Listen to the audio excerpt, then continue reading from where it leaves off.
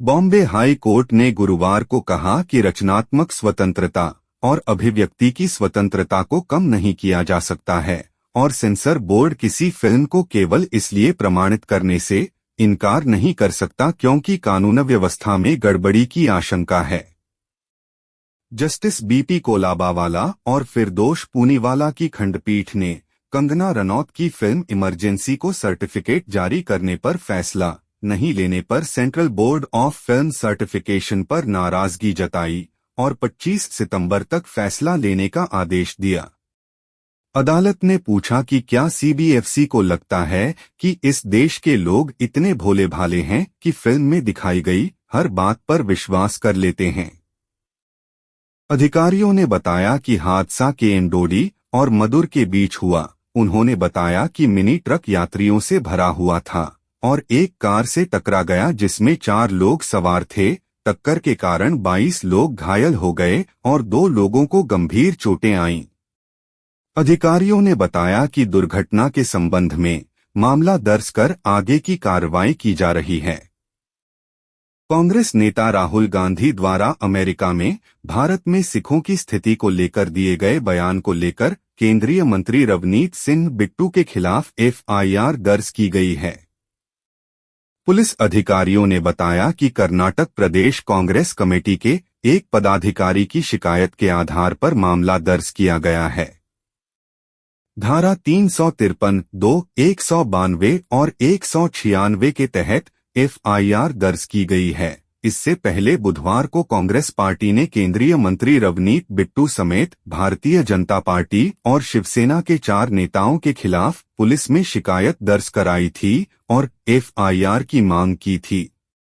Bharatiya Janata party ने गुरुवार को यहां हरियाणा विधानसभा चुनाव के लिए अपना घोषणा पत्र जारी किया, जिसमें लाडो लक्ष्मी योजना के तहत महिलाओं को प्रति माह 2100 रुपये नकद प्रोत्साहन देने, सभी 24 फसलों के लिए एमएसपी जारी रखने और अग्निवीरों को रोजगार की गारंटी देने के साथ ही युवाओं को 2 लाख नौकरियां देने का वादा किया है।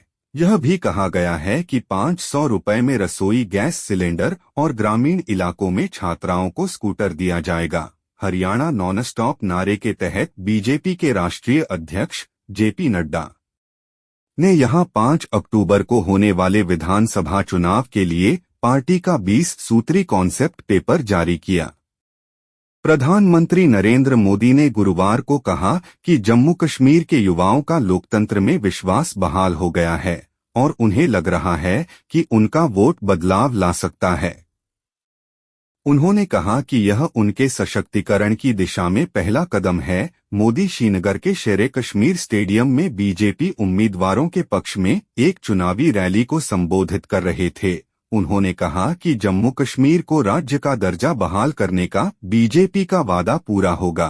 उन्होंने कहा जम्मू कश्मीर का युवा अब असहाय नहीं है, अब मोदी सरकार में वह मजबूत हो रहे हैं। जम्मू कश्मीर के राजौरी जिले में शहीद हुए गांव झांझ के लांस नायक बलजीत सिंह का आज गांव के श्मशान घाट में सरकारी सम्मान के साथ अंतिम संस्कार किया गया। लांस नायक बलजीत सिंह 29 वर्ष, पुत्र संतोख सिंह, जो भारतीय सेना की 57 इंजीनियर रेजिमेंट के 2 पैरा स्पेशल फोर्स में तैनात थे।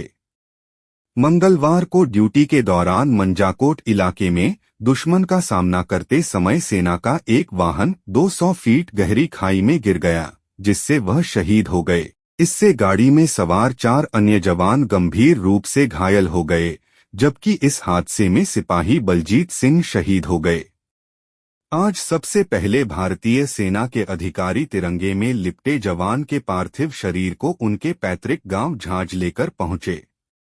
श्मशान घाट पर चंडी मंदिर से पहुंची सैन्य टुकड़ी द्वारा हवाई फायरिंग कर शहीद के पार्थिव शरीर को सलामी दी गई।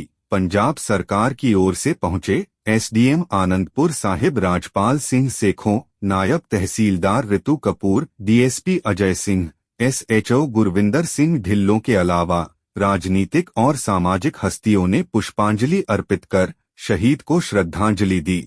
सैनिक के भाई सुलखन सिंह ने चिता को मुखाग्नि दिखाई। शहीद बलजीत सिंह की 1 साल पहले शादी हुई थी।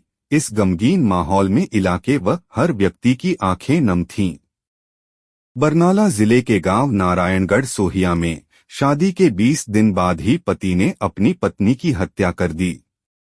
आरोपी ने मृतक की गर्दन पर धारदार हथियार से वार कर घटना को अंजाम दिया है। जसप्रीत कौर के पिता अजमेर सिंह और भाई अमृतपाल सिंह ने बताया कि पिछले महीने ही उनकी बेटी जसप्रीत कौर 19 की शादी हरमनप्रीत सिंह से हुई थी, जिसने बीती रात उनकी बेटी की हत्या कर दी। उन्होंने कहा कि मृतका का कनाडा का वीजा आ गया था और उसे जनवरी महीने में स्टडी बेस पर कनाडा जाना था। पुलिस ने शव को कब्जे में लेकर जांच शुरू कर दी है। टल्लेवाल थाने के शो निर्मलजीत सिंह ने बताया कि मृतक के पिता अजमेर सिंह का बयान दर्ज कर आरोपी पति के खिलाफ हत्या का मामला दर्ज कर लिया गया है। केंद्रीय गृह मंत्री और वरिष्ठ भाजपा नेता अमित शाह ने आज कांग्रेस पर पड़ोसी देश पाकिस्तान की भाषा बोलने का आरोप लगाया। उन्होंने अनुच्छेद 370 की बहाली पर पाकिस्तान के रक्षा मंत्री के बयान का जिक्र करते हुए कहा कि कांग्रेस और नेशनल कॉन्फ्रेंस भी इस अनुच्छेद की बहाली की मांग कर रहे हैं। उन्होंने यह भी दावा किया कि विपक्षी नेता राहुल गांधी की पार्टी और पाकिस्तान के सुर हमेशा एक जैसे रहे हैं और कांग्रेस ने हमेशा देश विरोधी ताकतों से हाथ मिलाया है। उन्होंने कहा कि पड़ोसी देश और कांग्रेस की मंशा और एजेंडा एक ही है। उन्होंने जोर देकर कहा कि लेकिन कांग्रेस पार्टी और पाकिस्तान भूल गए हैं कि केंद्र में मोदी सरकार है, इसलिए कश्मीर में न तो धारा 370 होगी और न ही आतंकवादियों की वापसी होगी। पंजाब में पंचायत चुनाव का रास्ता साफ हो गया है और 20 अक्टूबर से पहले पंचायत चुनाव होंगे। ग्रामीण विकास एवं पंचायत विभाग की ओर से जल्द ही अधिसूचना जारी की जा रही है।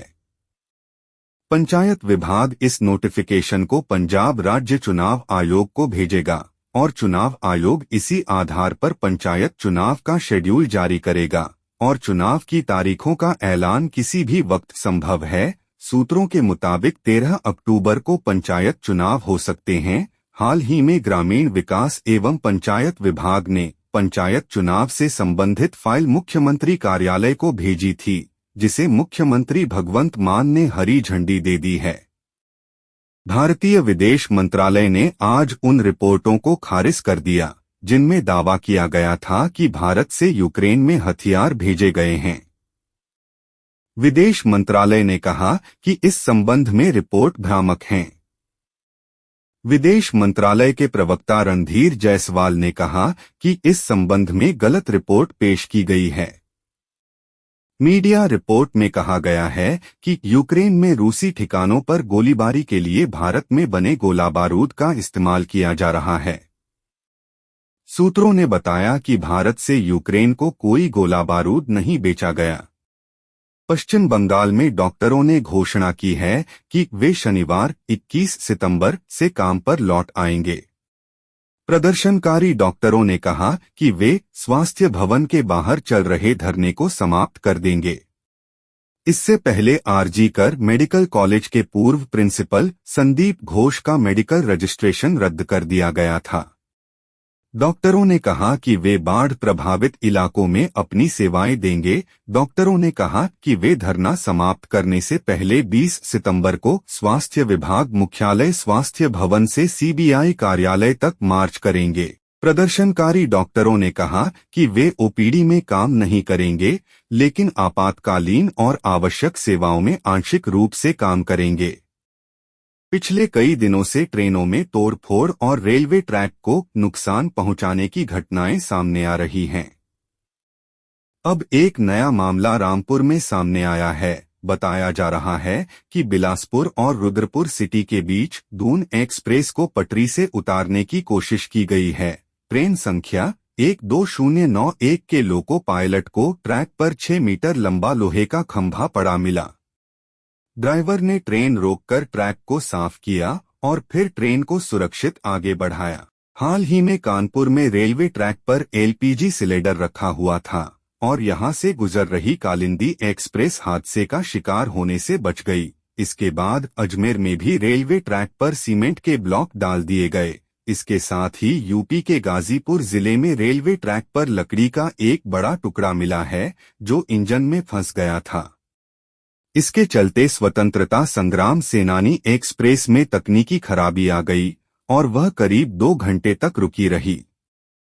पंजाब में भगवंत सिंह मान के नेतृत्व में स्वास्थ्य क्रांति के बढ़ते कदमों के तहत 842 आम आदमी क्लिनिक पंजाब के लोगों को समर्पित किए गए हैं। ये आम आदमी क्लिनिक जहां हर जरूरी सुविधा से लैस हैं, वहीं पंजाब के लोगों की स्वास्थ्य सुविधाओं का ख्याल रखने का भी भरपूर प्रयास किया गया है। स्वास्थ्य क्रांति के बढ़ते कदमों के कारण अब तक पंजाब के करोड़ों लोगों का इलाज इन मोहल्ला क्लिनिकों में हो चुका है।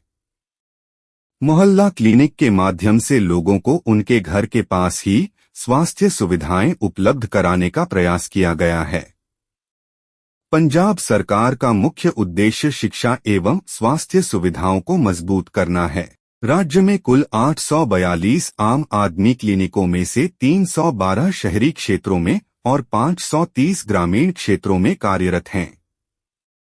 इन क्लिनिकों में निःशुल्क इलाज के साथ साथ निःशुल्क दवाएं भी उपलब्ध कराई जा रही हैं। प्रत्येक क्लिनिक आईटी बुनियादी ढांचे से सुसज्जित है।